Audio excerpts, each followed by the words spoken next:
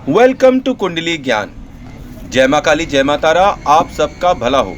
यह है लेसन 20 और हम डिस्कस कर रहे हैं कंजंक्शंस, और कंजंक्शंस में डिस्कस कर रहे हैं राहु और मंगल की युति। अब राहु और मंगल की युति जो है ये हम एज एन इंट्रोडक्शन मैं आपको बता रहा हूँ। ये बहुत ही इम्पॉर्टेंट कंजंक्शन है, इसलिए मैं इसको डिस्कस करना चाहता हूँ, क्योंकि ये एक बहुत ही खतरनाक कंजंक्शन है जो आपको एक लॉन्ग डिजीजेस देता है, ट्यूमर देता है और बहुत ही बुरे इफ़ेक्ट देता है आपकी कुंडली में। और ये ना ही केवल आपको बुरा इफ़ेक्ट देता है, बल्कि आपसे संबंधित जो भी लोग हैं उनको भी ये बुरा इफ़ेक्ट दे सकता है। और आप पता कर सकते हैं अपनी कुंडली से कि कहाँ कहाँ आपके आसपास ये राहु मंगल कंजंक्शन क्या क्या गुल खिला रहा है। तो यहाँ पर जब हम देखते हैं राहु और मंगल को, तो सबसे पहले ये ट्यूमर और कैंसर का कारक है। ये मोटी मोटी चीज़ें हम इंट्रोडक्शन में अगर समझ लेंगे तो हमें पता चल जाएगा कि हर घर के अंदर किस तरीके के प्रभाव राहु मंगल देंगे। तो राहु मंगल जो है वो ट्यूमर और कैंसर देते हैं। ये लोगों को मारपीट में उस्ताद बना देते हैं, उन्हें मारपीट बड़ी पसंद होती है और अग्रेशन दे देते हैं, अग्रेसिव हो जाते हैं ऐसे लोग। और यहाँ पर मंगल क्या है? बॉडी, और राहु क्या है? डिस्प्यूट। तो बॉडी इज इन डिस्प्यूट, तो बॉडी के साथ कुछ ना कुछ खेला होता ही रहेगा, चाहे एक्सीडेंट हो जाए और चाहे कुछ हो जाए, बॉडी के साथ कोई ना कोई प्रॉब्लम होनी निश्चित हो जाती है।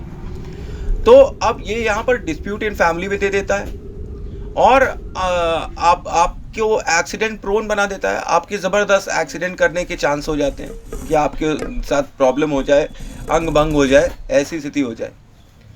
और राहु मंगल बुध अगर यहाँ पर कॉम्बिनेशन कर लें तो एक अलग ही तरीके की प्रॉब्लम्स दे देते हैं। राहु मंगल इज बेसिकली व्हाट? प्रॉब्लम। और यहाँ पर अगर बुध आ जाए तो ये व्यक्ति को होमोसेक्सुअल टाइप की चीज़ें भी बना देता है। और राहु मंगल और शनि अगर आ जाएं तो ये बैड फॉर मैरिज होता है। पहले वाला राहु मंगल बुध भी बैड फॉर मैरिज होता है, एक्सट्रीमली बैड फॉर मैरिज होता है। बुध यहाँ पर जब आ जाता है ना राहु मंगल के साथ, तो ये मल्टीपल एम्पलीफायर होता है। जैसा देश वैसा बेस बुध काम करता है। एक ये मैग्नीफाइंग लेंस की तरह होता है, जो पावर होती है उसको डबल कर देता है। तो अब यहाँ पर राहु मंगल बुध के कारण अगर डबल ट्रिपल हो रहे हैं तो यहाँ पे मल्टीपल लव अफेयर्स और सेक्सुअल रिलेशंस दे देते हैं, इलिक्ट रिलेशनशिप्स यहाँ पर ये कॉम्बिनेशन दे देता है। और राहु मंगल की युति अगर है और आप मान लीजिए कि आप इकलौते लड़के हैं अपने घर में और आप कहते हैं कि नहीं भाई हमारा कोई डिस्प्यूट नहीं है, किसी से नहीं डिस्प्यूट है, तब ये राहु मंगल आपकी जो क्या कहते हैं वाइफ है ना, उसको पकड़ेगा, वो आपसे चीट कर लेगी। जैसे चीटिंग होती है डिवोर्स में, एलुमिनाई, फ्रेम कर देना, दहेज प्रताड़ने में फंसा देना, ये फिर आपकी वाइफ करने लगेगी आपके साथ, चीटिंग करेगी आपके साथ, आपका पैसा ऐंठेगी। ये स्थिति राहु मंगल यहाँ पर दे देते हैं। और यहाँ पर मैं आपको एक चीज़ और बता दूँ कि राहु मंगल चीटिंग तो वाइफ से करा ही देते हैं। तो यहाँ पर भोजन जो है वो मंगल है और राहु जो है वो चूल्हा कहलाता है। तो भोजन और चूल्हा आपको कहाँ मिलता है? किचन में मिलता है। तो ये इसकी एक रेमेडी है, इस कंजंक्शन की, इस मैलेफिक कंजंक्शन की एक रेमेडी है कि आप अपने किचन में बैठकर खाएं, तो ये आपको ज़्यादा अच्छे से लाभ देगा और ये शांत होगा। यहाँ पे राहु मंगल को राजा की सवारी वाला नेक हाथी भी कहा गया है, ठीक है? ऐसा कंजंक्शन होता है क्योंकि राहु यहाँ पर हाथी है और मंगल जो है महावत है। राहु मंगल युति एक कबीर सिंह है, who is always ready to fight. जैसे कबीर सिंह मूवी देखी थी ना, ऑलवेज रेडी टू फाइट, यही राहु मंगल है। इसको अंगारक योग भी कहते हैं, ठीक है? और राहु मंगल जो है 4th, 9th और 12th हाउस में बहुत ही बुरा परफॉर्म करते हैं। हालांकि जब ये 3rd और 11th हाउस में आते हैं तो ये थोड़ा कम आपको इफेक्ट करते हैं, ठीक है? तो यहाँ पर आपको मैं एक चीज़ और बता दूं कि जब ये 1st और 8th हाउस में आते हैं तो फिर ये बुरी तरीके से आदमी को हिट करते हैं। किससे? हेल्थ इश्यूज से। हेल्थ इश्यूज होने ही लगती हैं। यहाँ पर कई एस्ट्रोलॉजर्स कहते हैं कि गुस्सा ही इनका दुश्मन होता है। ये बात सही है, क्योंकि ये इतने अग्रेसिव होते हैं। अगर गुरु का प्रभाव यहाँ पे पड़ जाए तो हो सकता है थोड़े बहुत शांत हो जाए, लेकिन बिना गुरु के प्रभाव के या चंद्रमा के प्रभाव के ये जातक जो होते हैं, जिनके गुरु मंगल कॉम्बिनेशन होते हैं, वो अपने गुस्से से अपना ही नुकसान कर बैठते हैं किसी ना किसी रूप से। अच्छा, और यहाँ पर बचने के लिए ऐसे कॉम्बिनेशन से क्या करना है कि घर का जितना कबाड़ है उसको बाहर निकाल देना है और ब्लू कलर के कपड़े नहीं पहनने हैं। ठीक है, तो यहाँ पर हम मंगल को उच्च का करेंगे। ठीक है, तो क्यों कर रहे हैं हम लोग? क्योंकि अगर हमारा महावत अगर स्ट्रांग होगा तभी तो वो हाथी को कंट्रोल कर पाएगा। अगर हाथी ज़्यादा स्ट्रांग हो गया तो वो महावत को गिराकर मार देगा।